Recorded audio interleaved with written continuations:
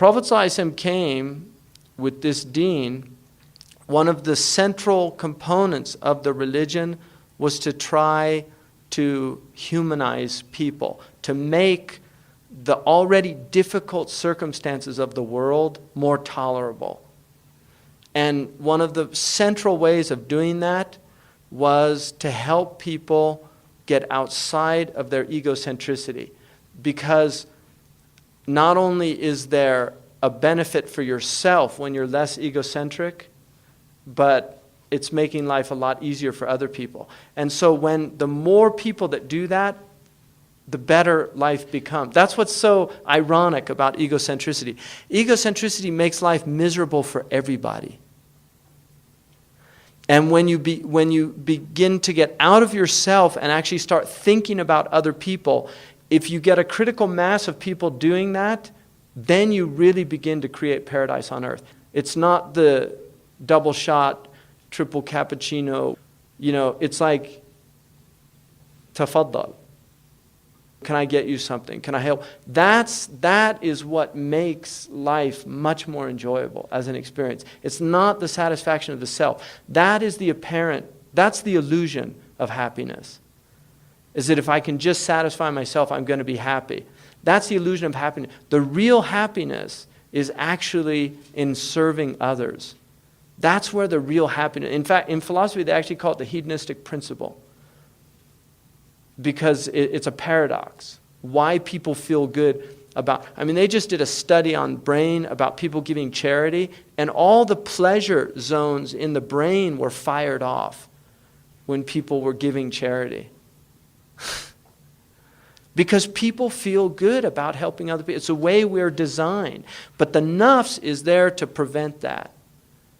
Nafs, shaitan, hawa, and dunya. The enemies of the human are there to prevent that. And that's why the beauty of the prophetic way is that the Prophet ﷺ, he said, I did not see any evil, but I warned you about it. And I did not see any good, but I guided you to it.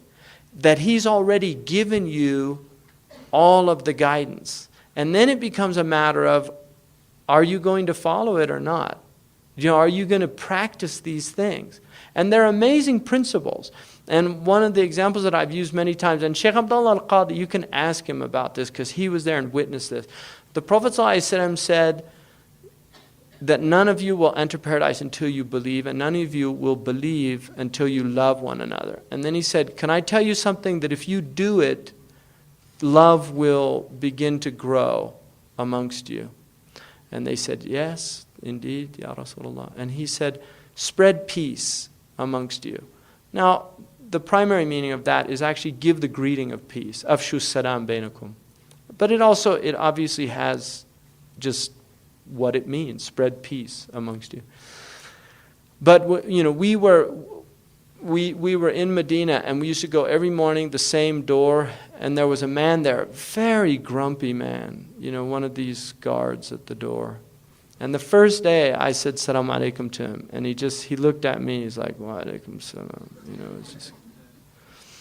And then the next morning we came, same man, and I was with Shaykh Abdullah, and I smiled, said salam alaikum, and he was like, wa alaikum salam, And then the next day I came, same man, this is a true story, and I said salam alaikum, and he looked at me, and just a tiny smile broke. And then the next day I came, and I just, Salaam alaikum, Sabah al khair. And I swear to God, Shaykh Abdullah al-Qadi was there. He came up and he hugged me.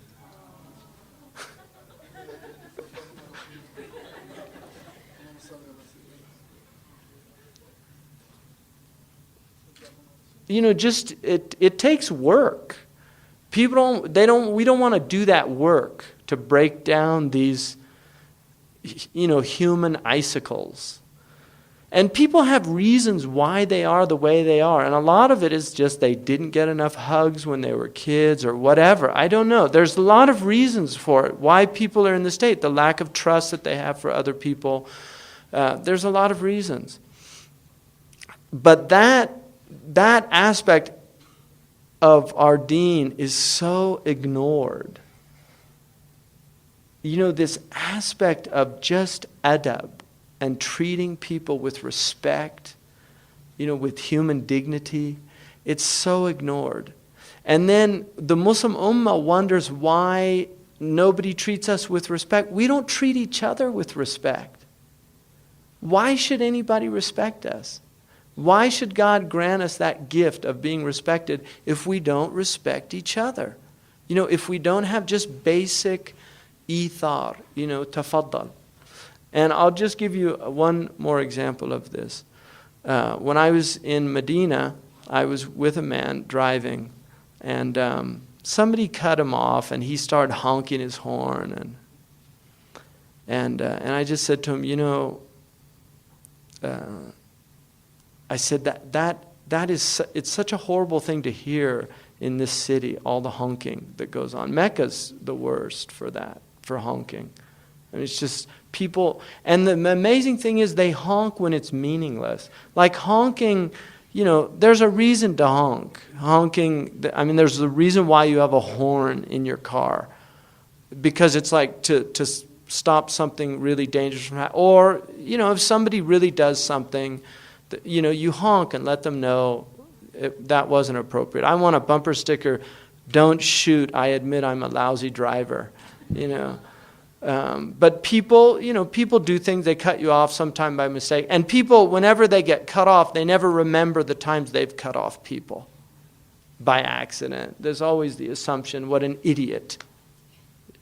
So this man, I just told him, I said, the maqam of driving is ithar.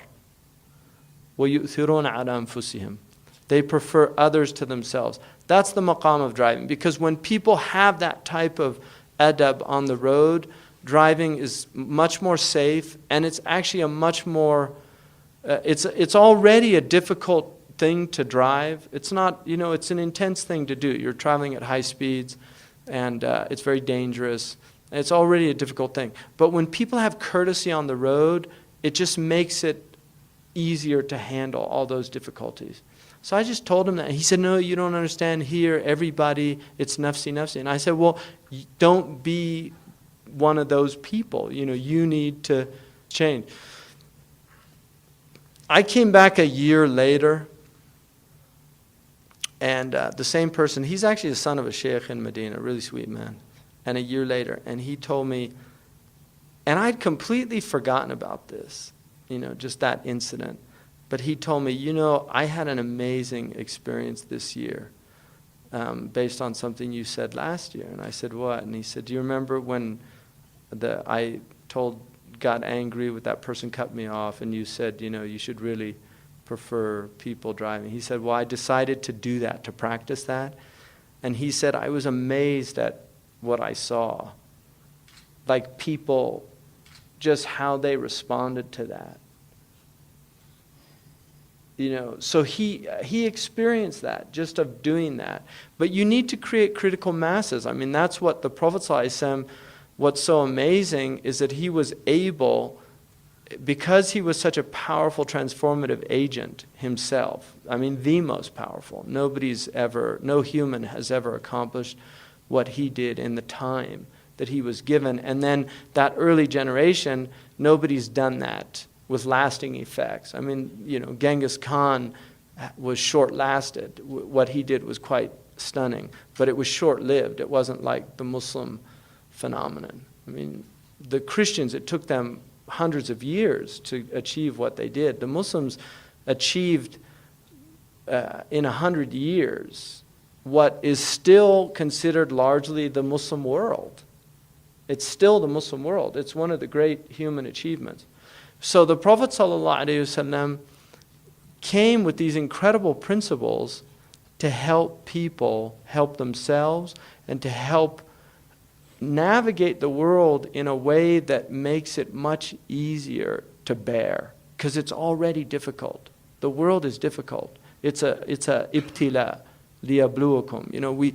We created you to test you, to try you, and it's already an ibtila. And so trying to implement these things is really what the deen, it's at the essence of our deen. It's at the essence of our religion. And it's something that needs to be re-centralized in our religion.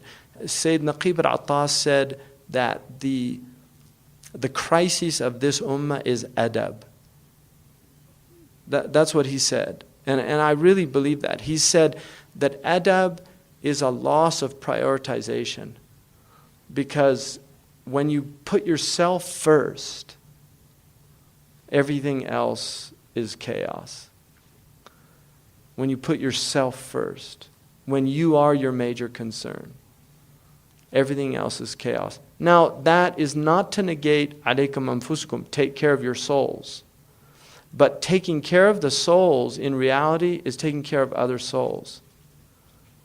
I mean, that's the reality of it, is that when you begin to get out of that egocentricity and move into a world that actually is taking other people into consideration, that is nurturing your own soul. That's how you work on yourself.